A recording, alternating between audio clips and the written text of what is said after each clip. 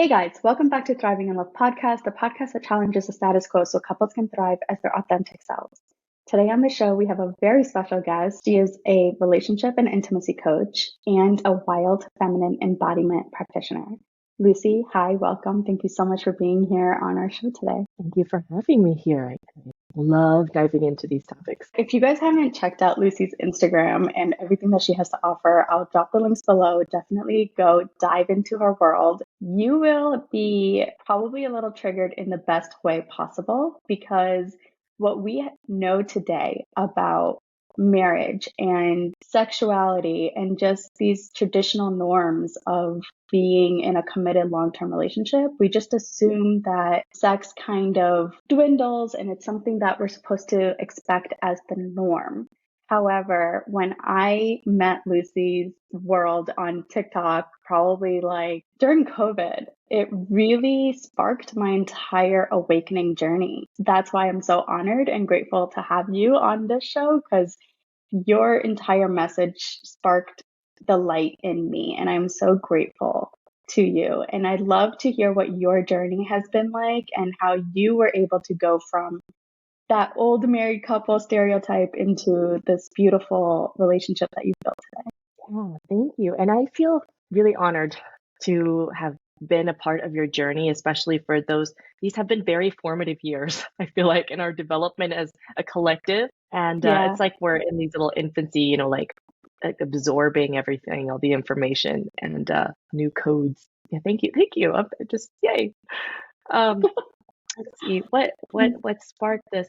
The first, I would say, big catalyst to catapult this journey was when my husband experienced it was about 2.5 years of depression and disability. And his body was he ended up being diagnosed with a genetic disorder in his nervous system. And they said that there's no solution, there's no cure, it's only going to Oh, get wow. worse. Just basically don't do anything, do as little as possible, and try to make the best of it. And so it was, imagine Wow. receiving that news when you're used to being super active and athlete and military and all this stuff, having all these kids and not being able to take them out and do the things that he was used to doing anymore. And he just really lost himself. And through that, we got to really find ourselves. Because up until that point, we were just honestly coasting, Yeah. doing the things that a nice guy and a good girl should do, um, and raising our kids at the time to do the same. And so we looked picture perfect on the outside, but there was a lot of stuff internally that we had not yet opened the can of worms to do the deeper Yeah. healing. So that was a big catalyst. There just came a point during that time where my body had so much resistance, and it was rebelling against what was happening. All of my coping mechanisms were no longer working. And I developed an autoimmune disorder that really just brought me to a rock bottom. And Wow.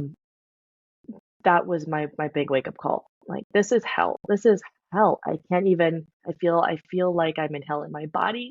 I'm constantly just suffering in my body, and I'm with someone who is suffering in his body while trying to raise these 4 kids and keep the family afloat and just all of that.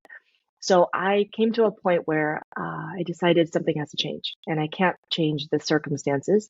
So I think maybe there's something that can help. And so that set me off on this journey of deeper self discovery and looking for different healing modalities, tools, resources that I previously wasn't open to because of the particular religious confines that I had adhered to.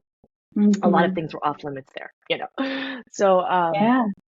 yeah, when you reach that point in your life and you're just like, fuck it. Like, what? Just, I'm wide open. Just Yeah. show me, help me, universe. That's where the miracle can happen.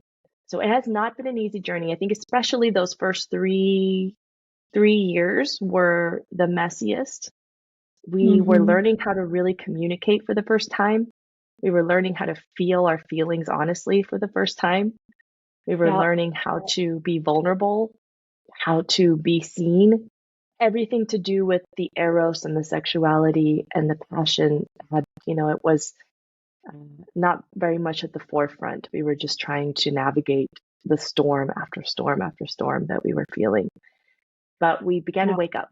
And that's, I think, a part of the journey that, people don't hear about as much now because it's not the thing that is at the forefront, but it is something that I believe is very important, especially the inner child healing, before Yeah. we can access the juicy stuff.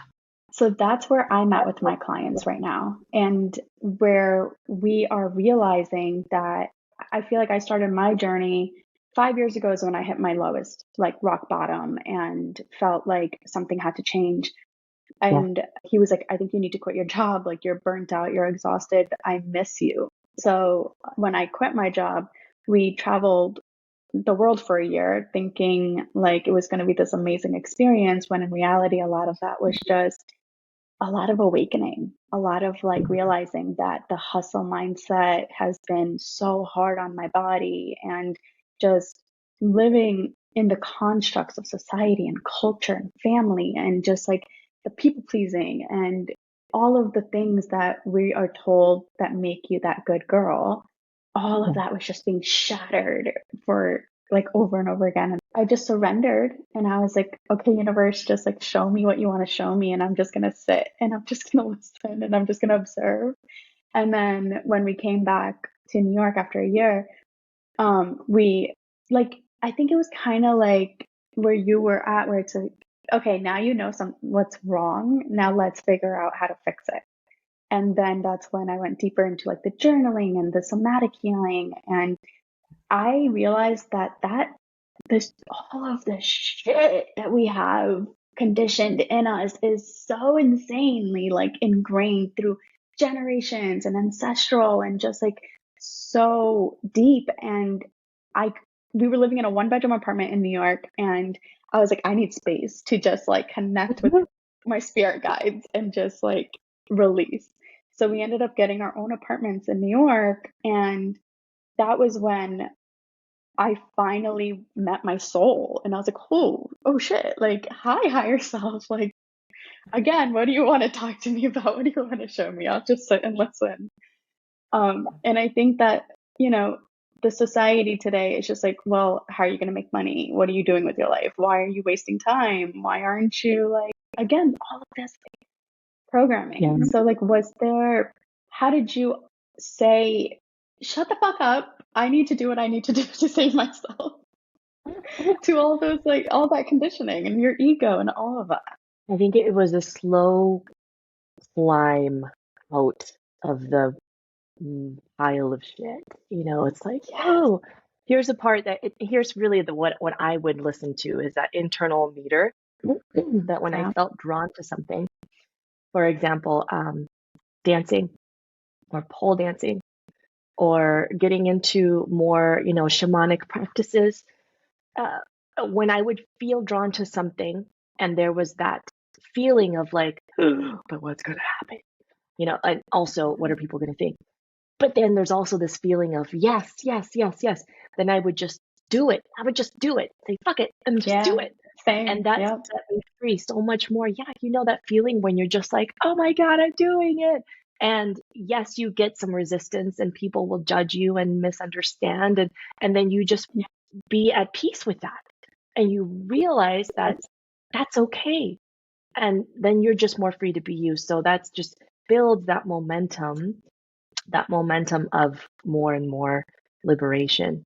For me, that was, it happened very incrementally, but there were some seasons where it happened very exponentially. I think the key is just to be open to where that inner guidance is leading you. And I think, personally, I think that one of the most important skills that we develop in that, or that we must develop in that, is the discernment between what that voice of love is telling us and what is coming from the voice of fear. Because in that programming that you're talking about, so much of that is the voice of fear speaking. And Mm-hmm. I know I can't really go in depth into that in this without taking over the entire conversation, but No, go even if for people it. keep Let's, that in mind. yeah, wherever.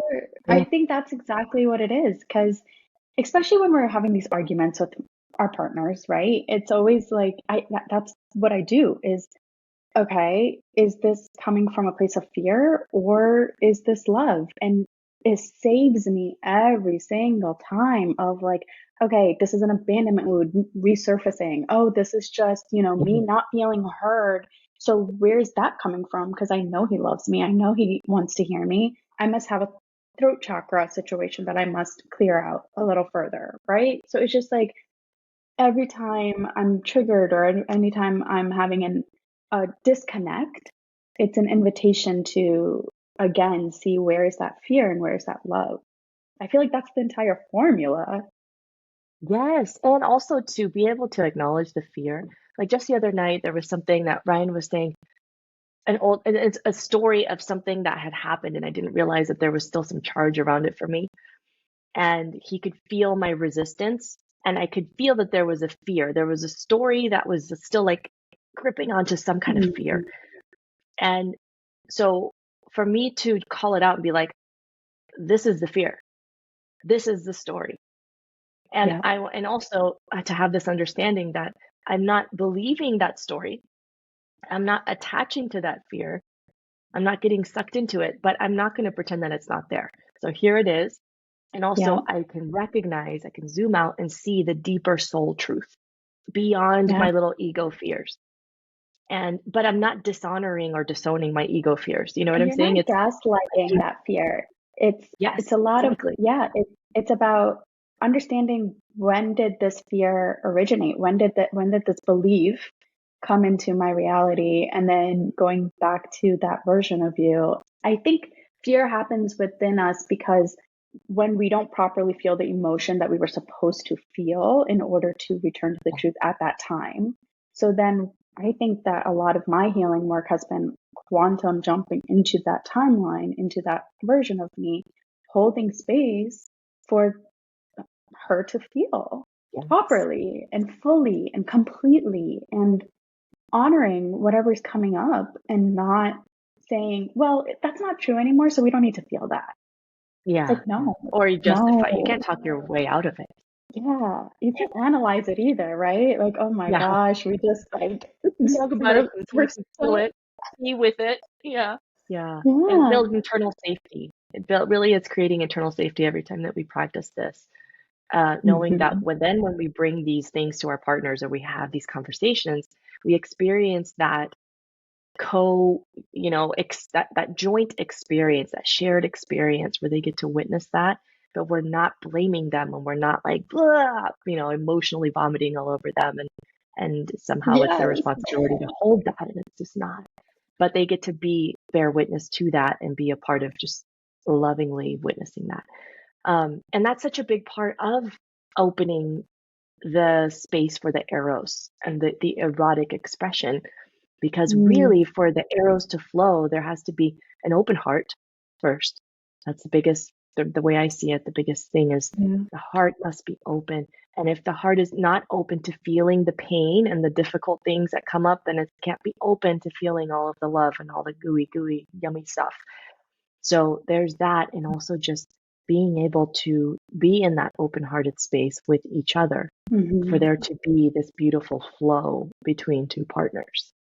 That is so beautiful. I think that the more grief we're able to hold in our wombs, the more joy we're able to experience in our reality. And it's just like universal law, and it's all these things where it's just like, we talk about alchemizing emotions, but we don't know how to experience it. And when the grief comes up, when that pain comes up, we try to just like push it down, distract ourselves and say, and like, say, it's okay. Like, people die. It's fine. Like, get over it already. It's been a year. Get over it. And it's like, well, there's a process for a reason. Like, we're humans, and the alchemization process is what I think we're not taught. And I think that is the secret sauce to like learning how to live with our emotions as a gift and as wisdom and as these tools that are guiding us towards our most expressed, free, liberated versions of ourselves.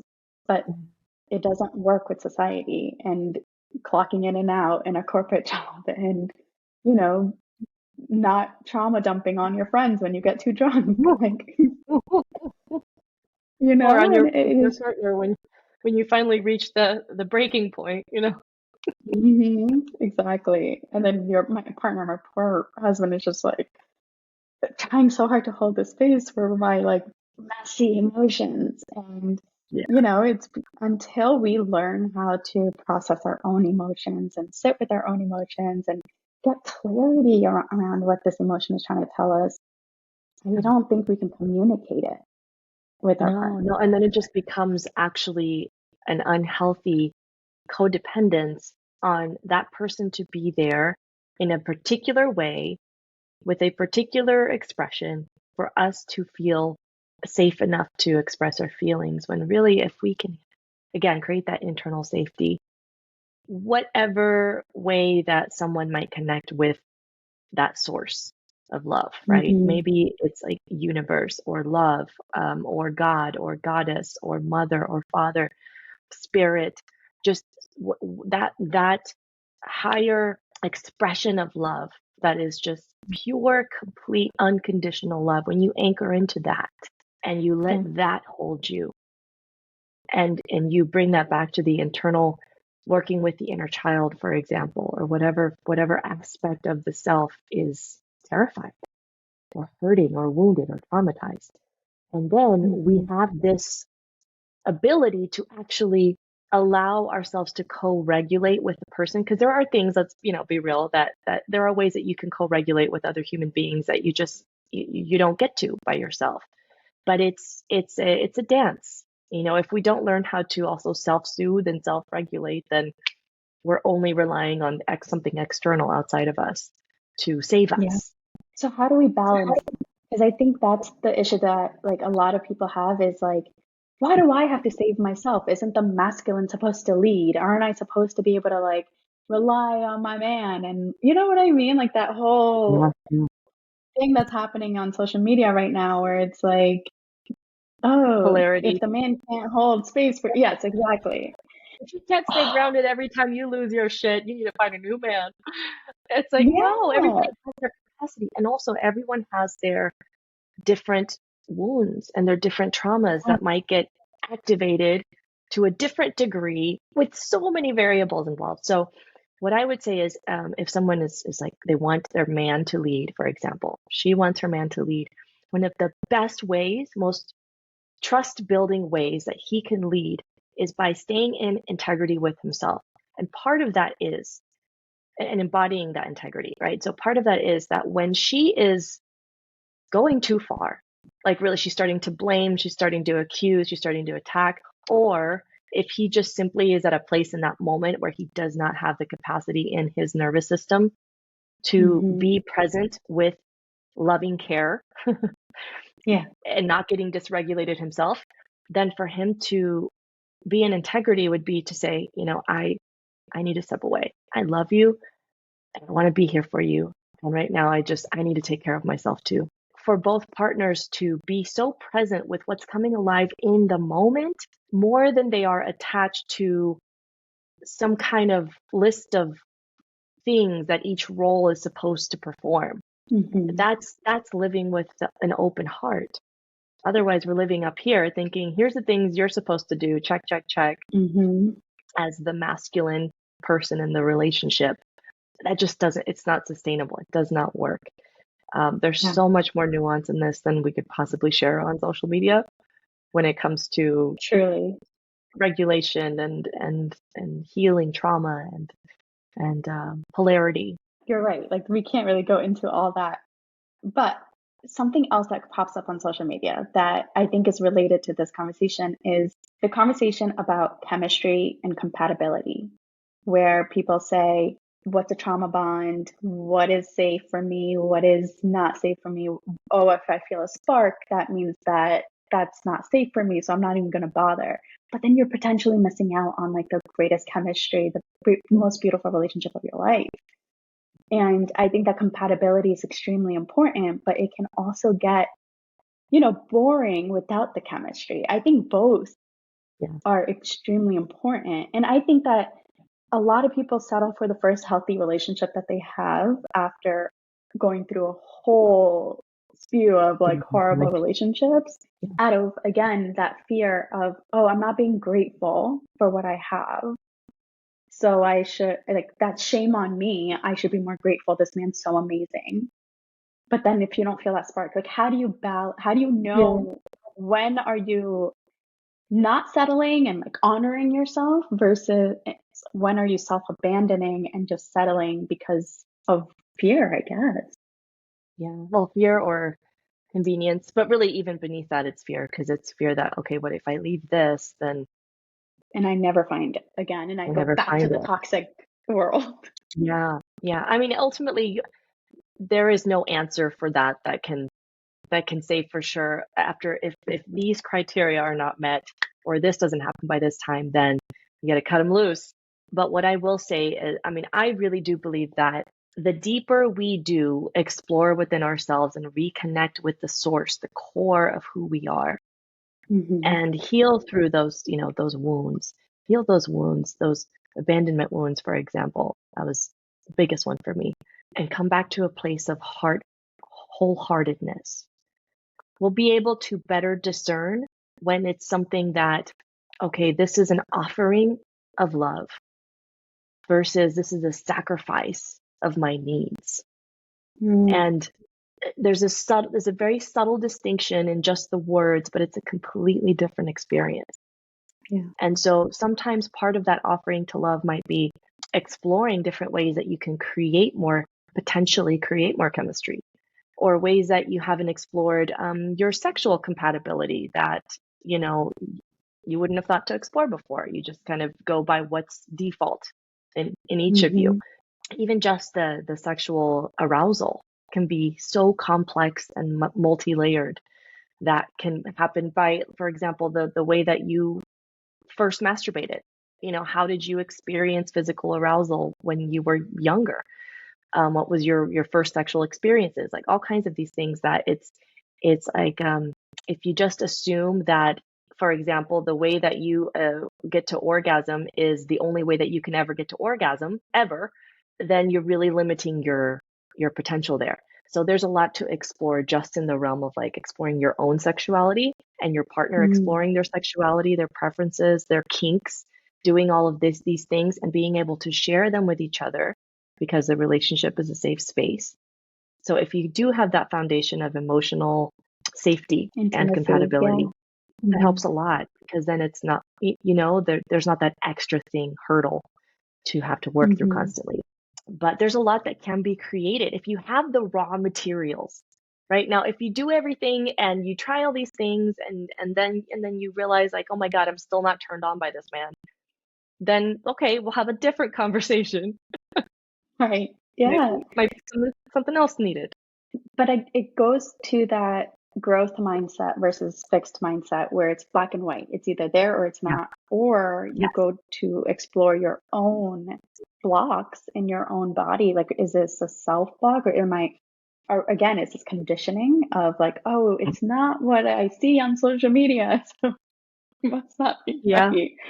Versus figuring it out for yourself. And I think that's what it is. Like, we're so, like, as women in society today, like, we're so disconnected from our bodies that, like, we forgot what it's like to even tune in and feel, is this a block that's coming from us, or is this a conditioning that has been in my mind forever? So, Yeah. what was Yeah. that like for you, like connecting back to your body to like tune into listening to those intuitive feelings, those nudges? Well, there Or was were you always connected to your body? I mean, I don't. no, I wasn't. I wasn't. It's just I was just having this conversation with Ryan a couple nights ago after I posted this video about chemistry and how a lot of people say that Hmm. it's a red flag that if you have like a lot of sexual chemistry, you should run the other direction because it's probably Yeah. going to be a trauma bond. But that's not true if you have been doing this deeper work and really embracing your sexual healing and liberation and the dark feminine, wild feminine. You're exploring all these different facets of yourself, and you are able to present all of these things in a way that is serving love instead of running away from something or just feeding the Hmm. impulse. So it's a very different experience. And I was telling him how my feeling of sexual chemistry with him is more now than it ever was, even when we were dating. And I said, I think one big reason that I can see in retrospect is because I was so not connected with my body that my chemistry, my experience of sexual chemistry was so limited to even just on my vulva. Like I told him, like even just the tip of my clitoris, like that was it. That was all I could access. I couldn't feel That's where anything I'm at else. right now, to be honest. Yeah, Like, I yeah. think So that, you work with what you've got. You start there, and yeah, then you keep opening. Yeah, yeah, and that makes all the difference in the world. And I told him if I was still in the same level of embodiment in myself that I was then, I I don't know what the chemistry would look like. It might yeah. not be there, but It's once because a week and it's great and it's, yeah, right, beautiful. right, And yeah, because the like honestly, that emotional was happening. connection is so, you know, but like, yeah. And then I see your post and I'm like, I want that. Like, I was a very sexual person in my teens and I loved it and I never got attached. And I was just like having the most fun. And then, like, even like dating with my husband, we were just like, we didn't commit into a relationship for 8 months because we were just having so much fun. And we're like, we Yeah, don't want to like ruin this with like a label. And then we got married and it all went away. And I'm like, where did it go? And yeah, why? Like, and it's yeah. just like, it's crazy. Well, I feel like a lot of it really does have to do with exploring the darker edges of our consciousness, of our sexuality specifically. So this Yeah. is why I believe that exploring the world of kinks, and this doesn't mean you have to Hmm. go get, whipped and everything, but unless you're into it, I kind of find out that I Hmm. found out that I like that. Yeah. But it doesn't mean you have to, get chained up and everything. But just what are Hmm. those things that are still taboo to you? What happens is when you start to reveal them to each other and the other person is accepting or even excited. It's like, Yeah. oh, you're the thing that I thought I should be ashamed of, you Hmm. actually accept about me. And that has like a way of really igniting that sexual spark. That's one thing. Yeah. I think what happened with my husband, we've talked about this, where it's like, once you become a wife, he just like sees me with this, like the utmost respect. So it's so hard for him to like get rough in bed because he's like, I don't want to Yeah. disrespect you as my wife. And Yeah. Yeah. Yeah. yeah, I don't know. I'm just like, no, disrespect me. Yeah. Yeah, you're like, please disrespect me in the best way. No, but this is part of the thing is getting out of that mindset of like, no, I'm a devoted wife and lover forever for life till Yeah. death do us part, and really bringing in that dark, let's call it a dark Yeah. masculine element in him and Mm. this more dark Yeah. feminine in you because they can only play with each other. The dark masculine can't play with the more maiden feminine. You know what I mean? Hmm. They want to be a match to each other. It's this energy, this kind of more it's just a darker energy that we access. And darker doesn't mean bad. Darker doesn't mean evil. It Yeah. just means it's It's a different amazing. texture. I'm a Yeah, it's a Scorpio. different. I love the difference. Yes, right. You get it. Like it's that. Yeah. So just looking at the ways that we can bring in more of this like edge. How can we play in those Yeah. edges together? And that does take some more open communication about an honest communication about okay, here's the kinky things, taboo things that actually turn me on. I don't understand why, but they do. It doesn't mean we have to do them, but this is just part of connecting erotically. Yeah. And there are That checklists and communication. things you can do. Yeah. That's awesome. Okay, I want to actually go back to when you first started to embody your Eros and get into Yes, this yes. sexuality. What was your kids' reaction? Or like, were they like just, oh my God, mommy and daddy are having so much fun. This is great. Like, or did they notice a difference? Oh yeah. Oh yeah. Again, because it was kind of gradual, but at the same time exponential in certain leaps. There were certain leaps and Right. bounds. Like when I suddenly started to do my more witchy, shamanic, ancestral kind of connections, things like that, they noticed that there was a lot more Palo Santo burning, and I was doing candles and rituals and little ceremonies, and they were just very Yeah. intrigued. And our youngest daughter, who was I think she was like 3 at the time. Yeah. She would get her little crystals and some other shiny rocks that she found. and some little like loose change, and she would make a little semicircle around herself and just meditate in it. So it was just little Wow, cute that's things like amazing. just, she would come in and do some yoga with me, and yeah, they did notice. I think what they really and we have two teenage girls and then two younger kids, but especially our older kids really noticed a big shift in our family dynamic and just the peace, the level of peace, the level Mm, of harmony and openness in communication and just openness to love yeah. instead of being so like, I need to be right. There was so much more ease. I also did want to mention I didn't dive into this earlier when you asked, but just that journey into my body. A lot of that did involve, well, two other key things is the dancing movement, especially pole dancing was big for me because it was something that I was like, ooh, what are people gonna think? I don't know. They're gonna think Yeah. I'm a stripper. Ooh, wait, do I judge strippers? How do I feel about sex workers? So it's like Oh, all these whole what? things, of really unpacking my misogyny and Literally. my little patriarchal things that had been embedded that I didn't know were so sneaky. Um, and The and then damn still coming programming. home to yeah, and then still being like, okay, I can celebrate my friends who are strippers and love it. And I can recognize that that's not what I want to do, and that's okay. Hmm. So it's also just this continuous deeper Openness. inquiry. Yeah. Yeah, Just yeah, more and and more releasing openness. the judgment. Yeah. Yeah, Yes. recognizing where you have the judgment that keeps you from being open. So it was that, the dancing, and then the self-pleasure practice. That was, I would say, still to this day, the most powerful spiritual practice I've ever done and Wow. continues to be. Because that's where I learned how to really receive love. That's where I learned Yeah. how to receive from the source without being focused on orgasm, without being focused on an end goal. And in that space, it would be very meditative, especially at first, where I would notice the numbness in my body, where I judge it, where I think it should feel more, where I believe that I can't feel this because I have scar tissue from birth there, and just like being with the resistance, being with the stories, being with the fear, being with the pain, and just loving it. Yeah. And by doing that over time, it began to soften, and all of this resensitization in my body started to happen. So Wow.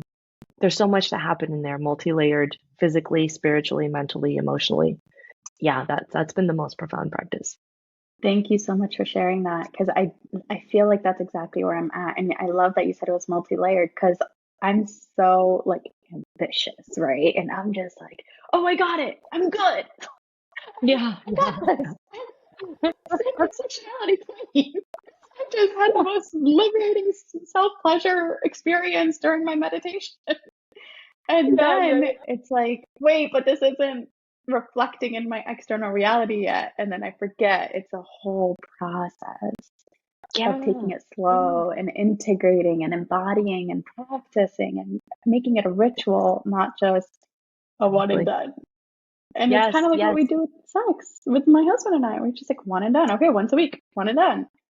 And it's like, why? yeah. It should be a practice. It should be a ritual. It should be something you're so excited to look forward to like let down your armor and just like surrender, right? Yeah. Yeah, and it doesn't always have to be full-on penetrative sex. So a couple ideas, like for the people who want to be having more sex than they're having. So let's say that once a week, that one time a week, maybe really turning it from just like step one, step two, step three sex to really gourmet sex. And what I mean by that is like really slowing down in the energy, more intention, maybe more self-restraint, a little bit more like edge, exploring, just playing more Yeah, instead of just yeah, going straight into the act of sex. And that is very vulnerable. When a couple is not used to doing that, it feels very vulnerable because it might kind of fuck with the flow of the usual sex. So there's a learning curve there often. But the other thing too is just adding more time to having more little micro experiences throughout the rest of the week of just erotic play. So hmm for us on the nights that we're not having sex, like penetration, penis and vagina, like the full bit, we'll still do some little thing. Like we like to sit on this bench that we have at the foot of our bed, and I'll just wrap my legs around him, and we'll just sit there naked, and we'll just hold each other, and we'll nibble on each other's ears and skin, and just breathe on each other's necks, and just having that intimate Yeah. closeness with the Eros, feeling that erotic energy flowing through without any attachment for it to go any further. And if it Yeah. does, then that's great. It's like surprise and delight. I think that those moments are so important too, because you leave space for what's coming alive. It's Yeah. not just about the end zone. Yeah. For like us, we physical touch is huge in our life. Like we're literally 24/7 touching, cuddling, some way of being physically intimate. And our emotional intimacy is rock solid, right? Like we really worked on that. We like got it to like a T. So it's just Yeah. like, again, I think it kind of goes back to like the chemistry compatibility thing where it's like, how do you feel like it's not asking for too much if you're now like introducing this whole thing when he's so stressed with work and he is like, going through his own things. And it's like, and I, have this like amazing life. He pays the bills and he just like started doing that. And I'm like, I feel like I have so much freedom and so much like life that I get to experience while he's like taking care of everything, you Yeah, he's got to know? be the And responsible one. That's a buzzkill in the sex got it. department. Can be. Yeah. Yeah, because Yeah. he's so stressed with work all the time. Well, stress too. Stress is one of the biggest killers of just the whole sex vibe, just period. Yeah. For most people, I mean, some people, when under stress, they want more sex. They want more like just relief from all of the stressors of life. But a lot of people, their bodies tend to shut down more under stress. I think that's Hmm. more common than the first way. So it's a whole kind of deconstruction of a lifestyle, really. It's how can we add more time, more buffer time maybe between work and home stuff? How Yeah. can we just add more ease and more play and relaxation, and then, but not just leave it at we're relaxed, have some intentional erotic playtime where there's no pressure for Hmm. sex necessarily if one partner feels pressured by sex. Yeah. If they're excited about it, cool. Yeah, let's have sex after this. But if either partner feels pressured by the idea of having sex, that keeps them from even playing erotically because then they're afraid that it's going to have to lead to sex, which is going to be more work and more stress. Pressure. So Hmm. just having this time like where let's just play for 10 minutes and let me, like for us that might be some spanking or some Yeah. nibbling or some hair pulling or just some dirty talk. And those are skills that, we did have to learn along the way because we Hmm. realized that one or both of us liked it. They're baby steps though. Experimenting, Baby taking it steps. slow. Yeah. Yeah, And yeah, being intentional. yeah, I like what you said. I'm going to practice that where it's like, 10 minutes a day, like let's try it and like see where it yeah. goes. Thank you for It's like for sharing 10 that. minutes, let's like lie down, 5 minutes you, 5 minutes me, and you just like blow on my neck or we blow on each other's skin and see like where do we like Hmm. it and just make it a little Yeah. exploration thing. And if they're just too stressed or too tired to even do that, then it's like, okay, having a Yeah. He'll be conversation fine. of, and it really, yeah, no, he'd be fine. But for the listeners, who might have, Yes. that would be like, my partner's way too, he won't Right. even want to do that, you know? Right. Well, then it's an opportunity to have a conversation about, wow, I really like, this is important to me. I Right. really want to grow in this way with you. And yeah, it hurts that you said no. I'm not asking you to change it. I just want you to see my heart. And those conversations are very important too. Definitely. Yeah. Okay. So, do you have any advice for people that are married and their relationship is just like a little dull, a little mundane? And how do you begin that conversation at home where you start to say, I would be interested in bringing in more life into our marriage? Well, I actually have a free guide on this. So if anyone wants this step by step, the Amazing. erotic communication kit, um, on my website at lucilampe.com. In a nutshell, what you want to do is be intentional about about that conversation happening. Not in a moment where you're already at the end of your rope and you're like, I'm starving for love, not in a moment where you're about to go to bed or you're both hungry or, just like Hmm. really, really context and timing are important. Setting a particular time and space to have that conversation and inviting them into it. Like, for example, hey babe, there's something that I really would love to talk about with you. It's not scary or bad or anything. You don't want to stress them out. Like, oh, what do you want to talk about? When would be a good time to do that? Or will you take a walk with me later after dinner? Just making it something where it's not like a serious sit down, but you're engaged, you're not distracted watching TV while you're trying to kind of tell them about this, and you're not distracted by the kids and things like that. But having that vulnerable conversation about here's what I desire and here's what I'm afraid of. And if you're Hmm. able to share those two things with each other and it be received, then that's a huge step in and of itself. And Yeah. then, well, what next step can we take? Let's talk about that. And I have all kinds of different tools and resources and courses and things that can help with that. But it's the Yeah. willingness that you really gotta have to start. And I think the courage to even ask and Oh yeah, I think the biggest fear for so many women is like, oh, what if he rejects me? And then that abandonment wound gets triggered. And then I'm like, oh my gosh, I chose the wrong person for me. Right. And yeah, that I think that's like the greatest resistance where it's like, is it worth almost breaking up over or not? Right. And that's why so many women are just like, play small, dim their light, say, no, yeah, it's not worth the fight. But I think fight for love, like fight for it, because yeah. love gets to be so much more than just what you're experiencing right now. And you'll never know without the courage to go for more love. Yeah. I mean, for me, I think that when people see what we have, what Ryan and I have, it's the culmination of years of exercising that courage, of Yes. potentially fucking things up a little bit. But Yes. in the bigger picture, it's like, but it's the the options are I can potentially rock the boat a little bit and let my heart be seen for where it's actually at, or I can diminish myself and actually chip away at my integrity because I'm pretending to be someone that I'm not, or I'm pretending to be okay with something that actually hurts me. So I think that that's the safe zone, but it's actually not that safe because the sacrifice that we're making is our own hearts. So for me, that's Yeah. just is not worth it. I will take that I leap think it's every time. self-abandonment. I think like your Yeah, abandonment wound that you're worried that this other person is going to abandon you, but then yeah, you end up exactly, abandoning yourself, and that's so exactly. much worse. Do you have a story for us where like maybe in the beginning where, you had to face that courage or or how did you like have that conversation with Ryan? And were there any moments of resistance on Ryan's end when you began your sexuality practice?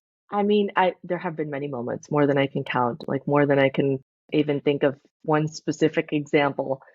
When I first started my practice, he was so excited because he'd been wanting me to masturbate for years and years and years. He would buy Wow. me toys. He'd be like, "Hey, you know what? Do you want an orgasm before bed?" I'd be like, "Nah, I'm good." You know, like it's too much work, it's too much time, it's too, just Yeah. and I didn't enjoy the journey to the orgasm. I was like, Hmm. it's not worth it. So what he thought I was just going to be masturbating. He didn't realize I was going to be having these profound spiritual experiences and healing and activations. And Yes. I didn't know what I was in for. I just The heard source. distinctly the message. Yeah. It took courage for me to listen to that voice inside that said, you got to do this every day. You Mm. just do it. And I was like, why? I don't need to touch myself. I'm not one of these women who's like chomping at the bit for sex.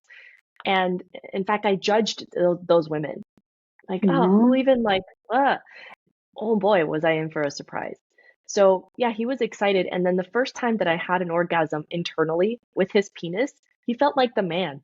He was like, thank you, thank you, thank you, thank you for awakening your body and being able to Yeah. share the experience, with him. So he was very excited. Of course, there were some, I think the biggest bump in the road has been that male bodies can only ejaculate so many times without, certain consequences in their energy levels, prolactin, all that stuff. They're just built different in that way.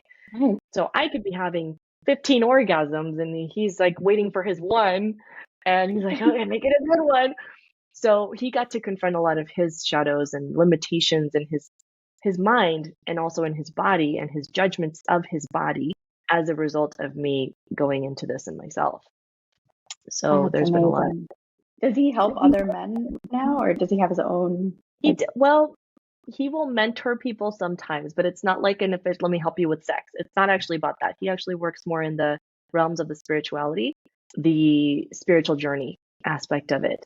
And sometimes we'll work with couples together, but retreats and things like that. But yeah, mostly I end up talking more about the logistics of the sex with people. You'd be surprised with how many men yeah, I've just been really surprised at the journeys, the struggles of the men that come to me for support. Very Yeah. aligned with what Ryan's experienced as well. Yeah, I think my husband was closed off to even the word spirituality for a very long time.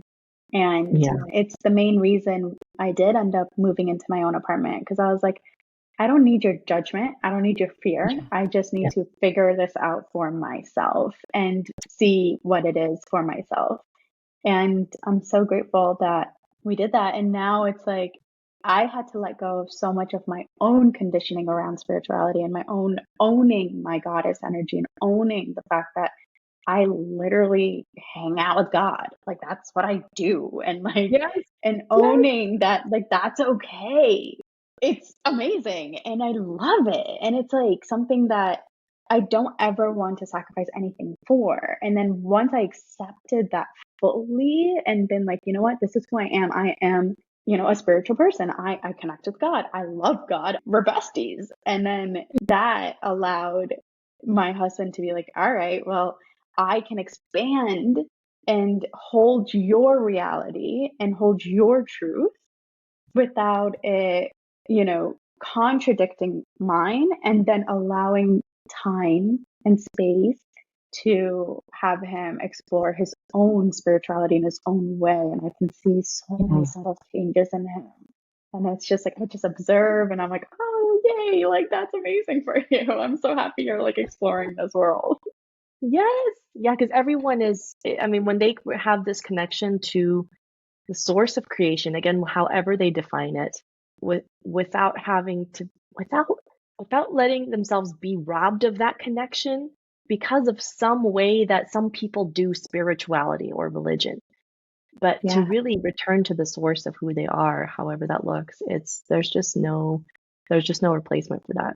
Yeah. And it's such an individual journey and something I had Yeah. to like fully accept and learn too, where it's like I can't impose my way onto him because his way's going to be completely different. And I'm excited to see what that looks like.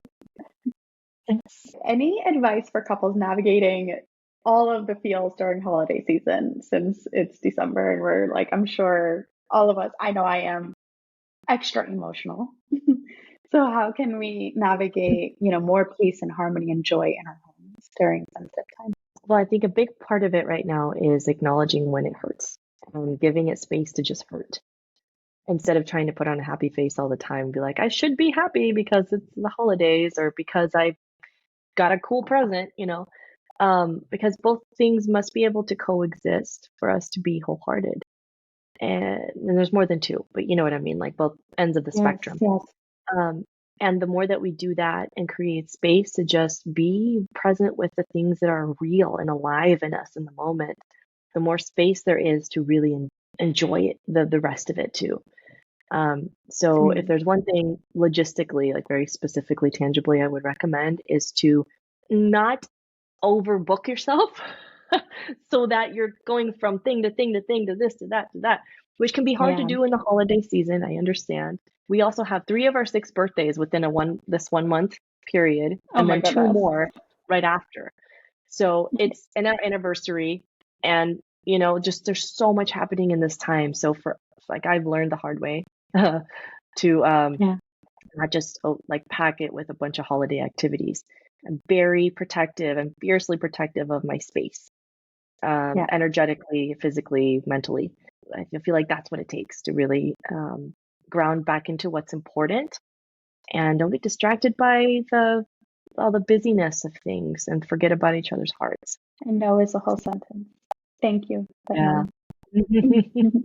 And so is helpful to hear when someone says no to us to say thank you for taking care of yourself. Because Yeah, there's just so many, everybody's heightened and there's so much going on.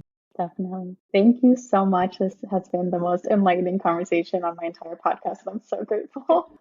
How can people work with you? How can people find you? Well, all of the current offerings, courses, resources, etc., are at lucilampe.com. And you can also check out my Instagram at Luci Lampe, or my TikTok at Luci Lampe Official. Amazing. Thank you again so much. And I hope Thank you have a you so wonderful much. holiday season. Yes, you too.